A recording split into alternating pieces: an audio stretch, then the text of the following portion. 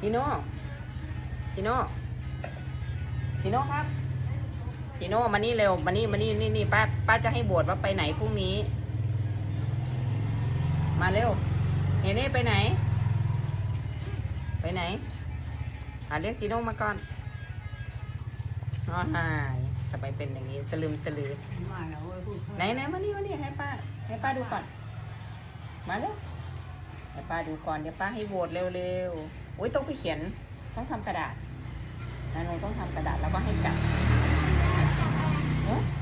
จับว่าเราจะไปไหนกันไงพรุ่งนี้มาติล่ะใช่ไหมใช่ไหมมาเร็วเดี๋ยวให้พี่นาโนไปเอากระดาษมาทำไม่มีฮะนู่นกระดาษอยู่ในห้องเอาใครมีกระดาษไปเอากระดาษมาเร็วโอ้ยไปเอาแล้วเว้ยไปแล้วเว้ย